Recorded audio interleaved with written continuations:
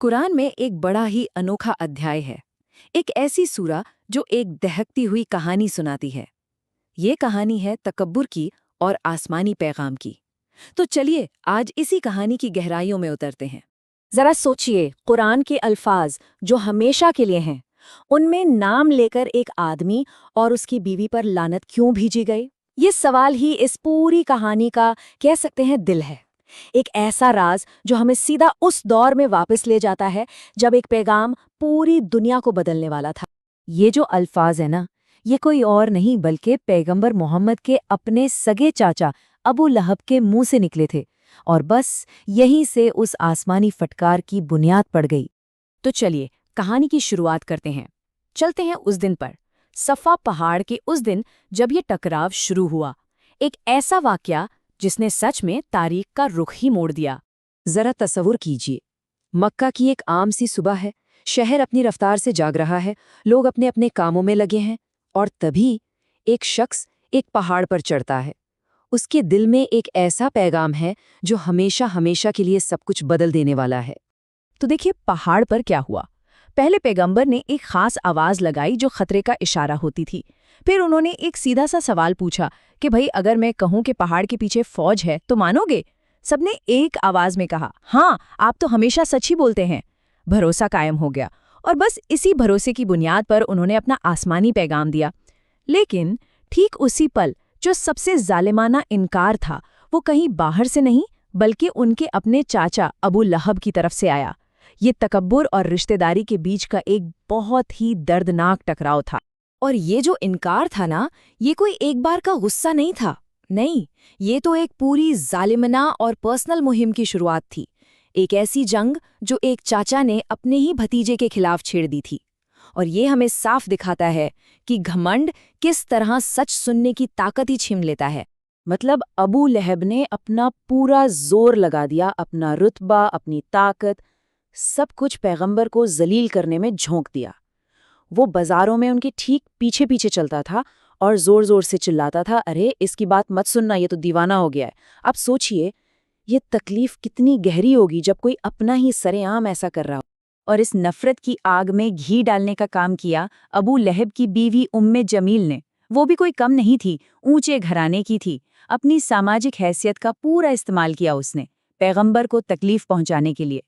लेकिन सबसे ज्यादा दर्दनाक कदम जो उसने उठाया वो था अपने ही बेटों को हुक्म देना कि वो पैगंबर की बेटियों को तलाक दे दें। ये कोई सियासी हमला नहीं था, ये एक बहुत बहुत गहरा जाती जख्म था। परिवार को ही परिवार के खिलाफ खड़ा करने की एक साजिश। अच्छा, तो सालों तक ये जुल्म, ये शदीद दुश्मनी चलती रही, और फिर अल्लाह की तरफ से एक पूरा अध्याय नाजिल हुआ।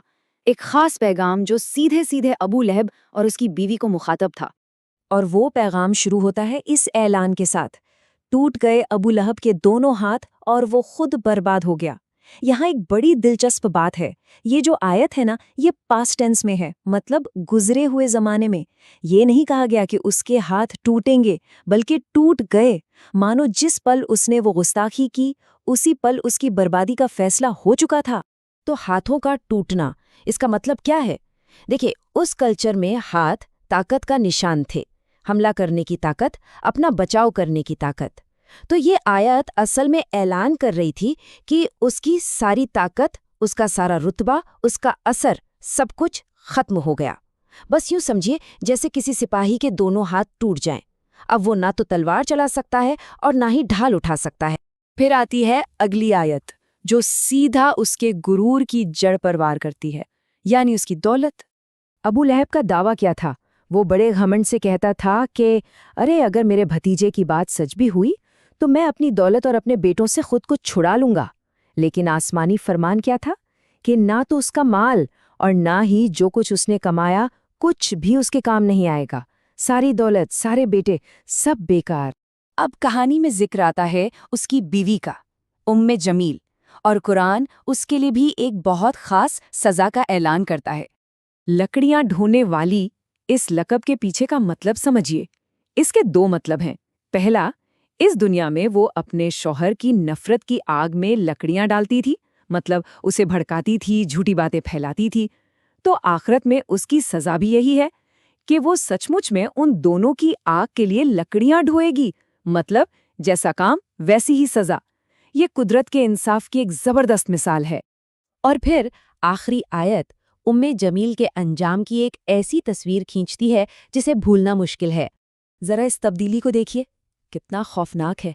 دنیا میں وہ اپنی گردن میں ایک بہت خوبصورت قیمتی ہار پہنتی تھی، اپنے رتبے کی نشانی، اور اس نے اعلان کیا تھا کہ وہ اس ہار کو بیچ کر پیغمبر کے خلاف استعمال کرے گی۔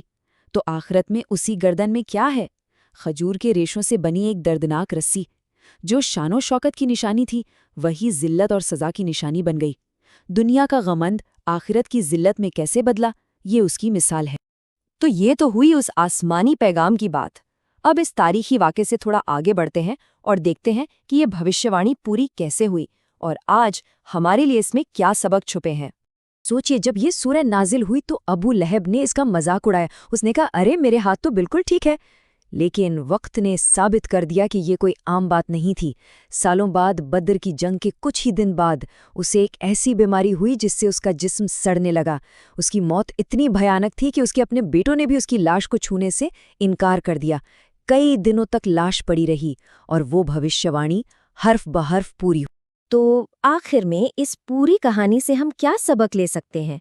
پہلی بات تو یہ کہ آسمانی پیغام سے دشمنی کا انجام اچھا نہیں ہوتا۔ دوسری بات، دنیا کی طاقت، دنیا کی دولت آخر میں کوئی حفاظت نہیں کر سکتی۔ اور ایک بہت اہم بات کہ ہم دوسروں کی برائی میں جب ان کا ساتھ دیتے ہیں، انہیں اکساتے ہیں، تو ہم بھی اس کے لیے ذمہ دار ہوتے ہیں۔ اور سب سے بڑی بات، انصاف شاید فوراً نہ ہو، لیکن ہوتا ضرور ہے۔ تو یہ کہانی صرف ایک تاریخی کردار کے بارے میں نہیں رہ جاتی، نہیں، یہ تو ایک آئینہ بن جاتی ہے جو ہمیں نفرت، تکبر اور وفاداری کے کمپلیکیٹڈ تانے بانے کو دکھاتی ہے۔ یہ ہر اس شخص کے لیے سبق ہے جو طاقت کے نشے میں چور ہو کر حق کو ٹھکرا دیتا ہے۔ یہ کہانی ہمیں اپنی زندگی میں جھانکنے پر مجبور کرتی ہے۔ وہ کون سی آگ ہے جسے ہم اپنی زندگی میں ہوا دے رہے ہیں؟ کیا وہ ہمارے جھگڑے ہیں، ہماری پیٹھ پیچھے کی باتیں ہیں، ہماری نیگیٹو سوچ ہے؟ اور آخر میں یہ کہانی ہم سب کے سامنے ایک سوال چھوڑ کر جاتی ہے۔ جبھی بھی ہم اپنے جھگڑوں میں، اپنے متبھیدوں میں پڑتے ہیں، تو ہمیں خود سے پوچھنا چاہیے، ہم آگ بجھانے والوں میں سے ہیں یا پھر لکڑیاں ڈھونے والوں میں سے؟